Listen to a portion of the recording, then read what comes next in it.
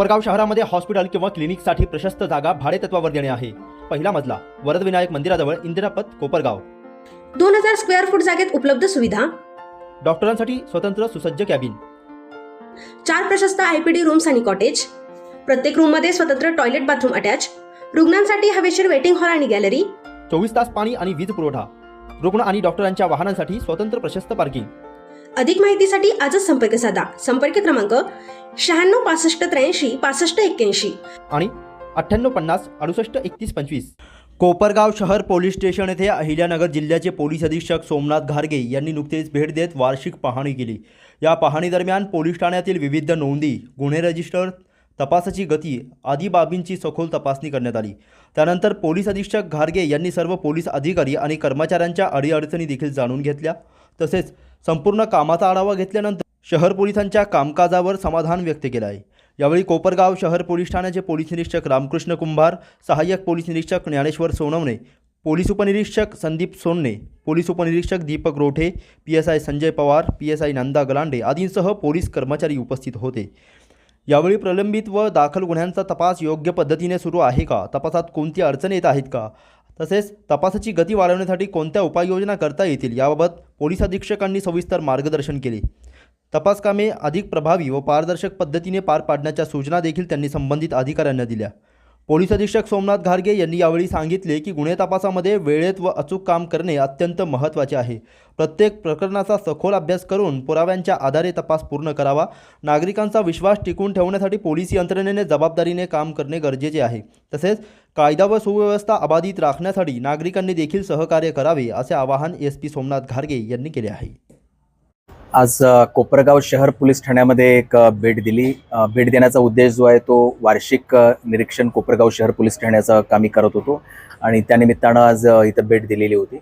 हे इन्स्पेक्शन जे आहे हे 4 दिवस इन्स्पेक्शन चाललेलं होतं। आज या ठिकाणी जे नोट्स रीडिंग असेल किंवा त्यांचे जे काही रजिस्टर्स आहेत ती पाहणी असेल, अधिकाऱ्यांचे जे काही तपास आहे तर त्या तपासाच्या डायऱ्या आहेत ते पाहणं असेल, इथला जो मुद्देमाल आहे तो पाहणं असेल, आर्म्स किंवा ॲम्युनिशन आहे तर ती तपासणी आहे।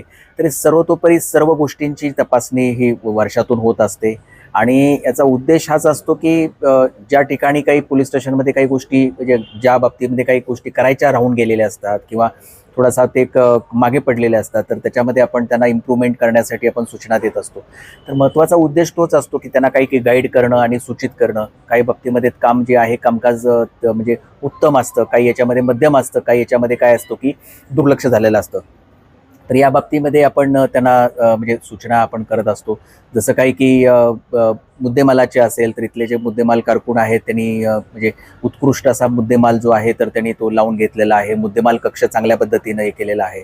दुसऱ्या बाजूला हे जे असेल की पेंडिंग जो मुद्देमाल आहे तो काढण्यासंबंधामध्ये त्यांना सूचना दिलेली असेल किंवा कन्व्हिक्शन रेट आहे तो कन्व्हिक्शन रेट आता इथं जो 10% आहे तर तो वाढवण्यासाठी प्रत्येकाची जबाबदारी आहे का, जसे इथल्या प्रत्येक ऑफिसरनी त्यामध्ये इन्व्हॉल्व्ह व्हायला पाहिजे, या गोष्टींची पण आपण सूचना दिलेली आहे। तर ओव्हरऑल जो आहे तर तो जो आहे कामकाज जे आहे ते समाधानकारक आहे आणि उचित त्यांना जे आहे ते सुधारण्यासाठी आपण सूचना केलेल्या आहेत। संख्याबळाचा मुद्दा अनेक वेळा चर्चेत होतो। आजही आपण जर बघितलं तर कोपरगाव शहर असेल किंवा तालुका असेल संख्याबळ जे आहे कमी आहे।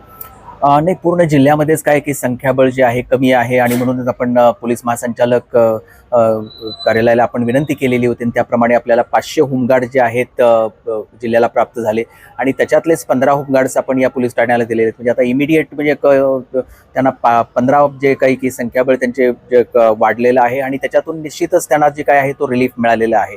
भविष्यामध्ये पण म्हणजे जिल्ह्याचं जे संख्याबळ आहे तर ते 550 नवीन पोलीस पदं निर्माण करण्यासाठी आपल्या शासनाकडे प्रस्ताव आहे की जेव्हा पदं निर्माण होतील तेव्हा आपल्याला निश्चित रिलीफ मिळेल।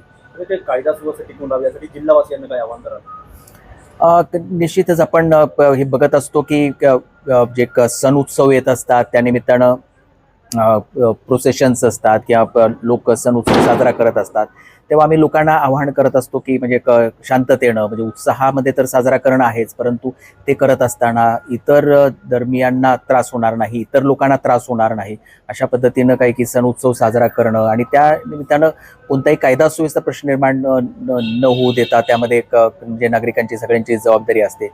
त्यानंतर समजा क्राईम आहे तर तो काही की आपल्याकडे काही की नगर जिल्ह्यामध्ये क्राईम सुद्धा मोठ्या प्रमाणावरती मोठ्या कारवाया आहेत. तर त्यामध्ये पण नागरिकांचं जे इन्व्हॉल्वमेंट आहे, नागरिकांचं जे एक म्हणजे कर्तव्य आहे, तर ते पण कारण काय की पोलीस विभागाला म्हणजे आणि निश्चितच म्हणजे नागरिक मदत करत असतात. म्हणजे समजा की माहिती देणं असेल किंवा कधी गरज पडेल तेव्हा तर ते काय की इव्हन काही गावामध्ये तर पोलिसांच्या सोबत गाववाले रात्रगस्तीसाठी फिरत असतात. तर यामध्ये नागरिकांचं पोलिसांच्या सोबत म्हणजे योगदान आणि इन्व्हॉल्वमेंट निश्चित आहे आणि आम्ही तसं त्यांना आवाहन करत असतो.